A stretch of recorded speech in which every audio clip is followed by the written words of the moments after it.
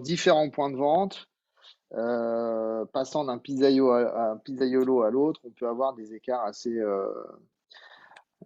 grands entre une pizza et une autre, selon la sensibilité du pizzaiolo, selon qu'il ait la main lourde ou la main légère, selon qu'il aime plus la tomate ou le fromage, la mozzarella.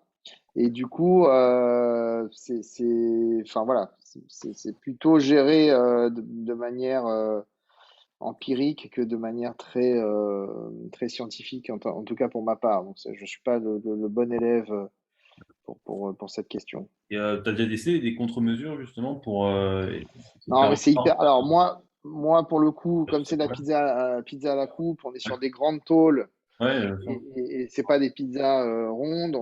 Voilà, c'est des grandes tôles et du coup, il faudrait, tu vois, calibrer à chaque fois pour chaque ingrédient. Il faudrait avoir une espèce de calibre qui vient mesurer exactement la quantité de mozzarella, la quantité de tomate. Alors, autant pour la tomate, tu vois, t'as une espèce de louche, donc bon, c'est à peu près facile de mesurer. Mais sur la mozzarella, tout se fait à la main. Tu peux avoir, voilà, d'un pizzaiolo à l'autre, des écarts, tu vois, tu peux passer, j'en sais rien, je dis 500 grammes à 700 grammes. Bon, ce qui est beaucoup, Ce qui est énorme. Ouais. ce qui est énorme. Mm. Voilà. Mais l'idée, oui, il faudrait calibrer, il faudrait tout calibrer. Mais moi, j'en suis pas là, en tout cas. D'accord. Et Wayne Valentin, alors, vous qui êtes sur un format de pizza différent, justement dans le grammage, dans le respect de la fiche technique, est-ce que vous avez mis en place des choses spécifiques pour que ça Comme, soit encore plus précis? comme disait David, c'est compliqué de tout calibrer parce qu'on a la chance de faire un métier qui est encore artisanal dans la restauration ou même si tu parlais des labos tout à l'heure, nous on a fait un labo il y a 2 ans pour produire les pâtons en un seul et même endroit pour avoir vraiment la même qualité de pâton partout, la sauce tomate et compagnie. Mm. Euh, donc il y a forcément des écarts entre chaque pizzeria, entre chaque pizzaiolo. Deux margaritas sont jamais les mêmes. Et c'est ça qui est agréable dans ce qu'on fait au final. Euh, le seul vrai moyen, parce que tu peux pas être derrière tout ton staff en permanence, euh, selon moi, c'est de te munir d'outils. Bon, et là, du coup, on peut citer Impulse, parce qu'en l'occurrence, on s'est muni d'Impulse et que ça accompagne un peu le quotidien maintenant. Euh, je trouve que c'est sensibiliser les équipes. Et sensibiliser les équipes, nous on le fait maintenant autour de primes sur la notion de rentabilité. On a des objectifs à atteindre. S'ils sont atteints, il y a une prime qui est débloquée pour tout le staff, euh, avec différents degrés de cotation, Mhm.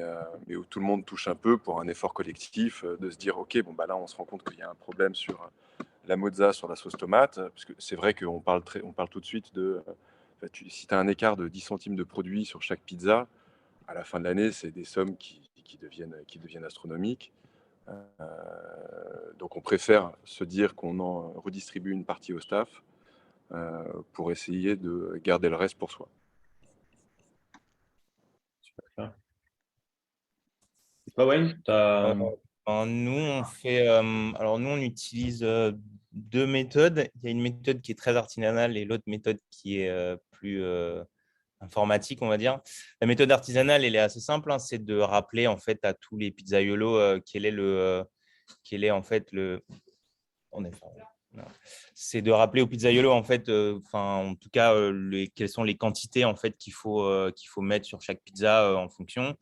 Euh, on parle surtout de la mozzarella, mais du coup, de temps en temps, je fais des petits contrôles inopinés de, en fait, tiens, vas-y, prends-moi une poignée de mozza et allons peser si elle fait bien 90 ou 100 grammes. Voilà, ça, c'est la méthode un peu artisanale. Et ça arrive toutes les semaines dans tous les restos. Et après, l'autre méthode qui utilise plutôt Impulse, là, nous, on fait un état des stocks de notre top 30 produits toutes les semaines, le mercredi soir. Ce qui nous permet de savoir en fait combien il nous reste de ces top 30 produits avant la nouvelle livraison qui va arriver le jeudi. Et donc, du coup, on peut adapter les commandes sur la semaine d'après et du coup être un peu en flux tendu, quoi. Voilà. Et donc, du coup, de faire attention. En faisant ces deux méthodes, on arrive à rester dans les coûts matières, même s'ils ont un peu augmenté évidemment avec les prix, mais en tout cas, qui ne sont pas déconnants, quoi. C'est vrai que c'est important cette notion de rester en flux tendu.